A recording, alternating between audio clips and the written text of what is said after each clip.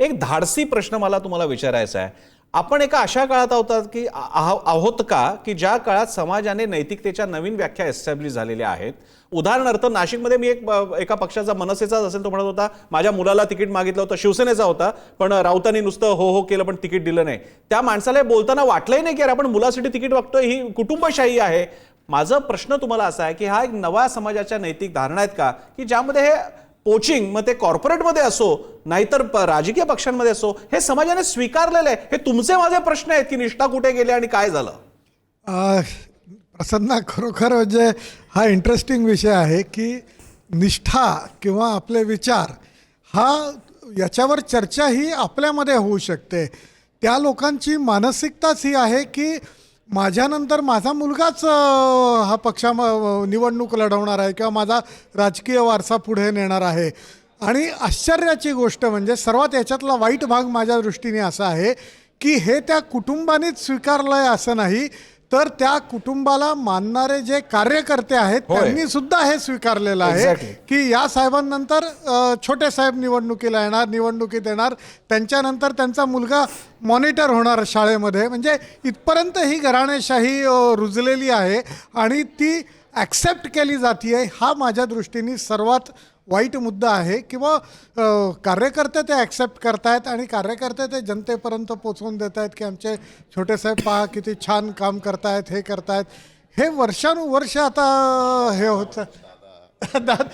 दादा भाऊ सगळे म्हणजे छोटे दादा हे सगळे याच्यात ऍक्सेप्ट केलंय ना. मग लेट्स ऍक्सेप्ट इट. काय झालंय माहितीये का, आता तुम्ही सुद्धा सगळे वरिष्ठ पत्रकार आहात, आम्हाला नम्रता, आम्ही 20 वर्ष टीव्ही मध्ये होत, आपण जे बघत आलो की अरे निष्ठा असते, अरे पक्षाबद्दलचा अलायन्स असतो, अरे असं एकमेकांमध्ये उड्या वगैरे कोणी घेत नाहीत.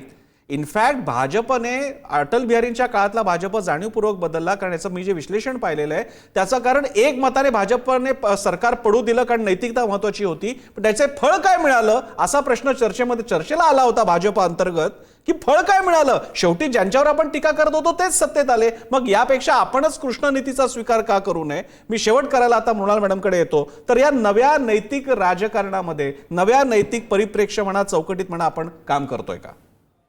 हो, आपण निश्चितच या नैतिक चौकटीला जोडूनच प्रश्न असा आहे की जे आपण विधानसभेच्या वेळेला आणि लोकसभेच्या वेळेला बोललो होतो की काँग्रेसचा कुठलाच नॅरेटिव्ह चालू शकत नाहीये आता.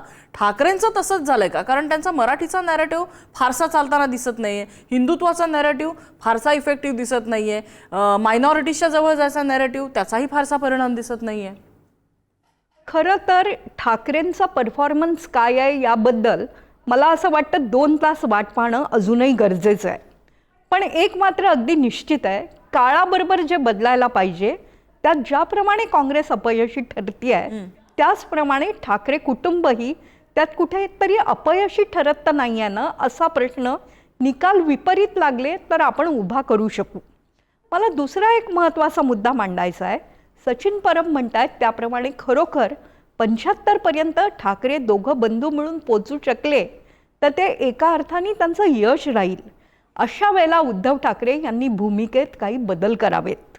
त्यांनी देवेंद्र फडणवीसांना जे काय एकतर तुम्ही राहाल नाहीतर मी राहीन असं म्हटलं होतं, ती भाषा आता मराठी माणसाच्या मुंबईच्या विकासासाठी सोडून द्यावी.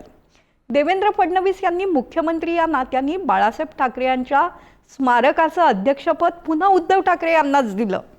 तुम्हीही राहाल आणि मीही राहीन ही जी त्यांची भावना आहे ती राजकारणासाठी असेल, बोलण्यासाठी असेल, तीच समन्वयाची भावना या मुंबईला पुढे नेईल. त्यासाठी सर्वांनी एकत्र यावं लागेल, निकाल लागतील.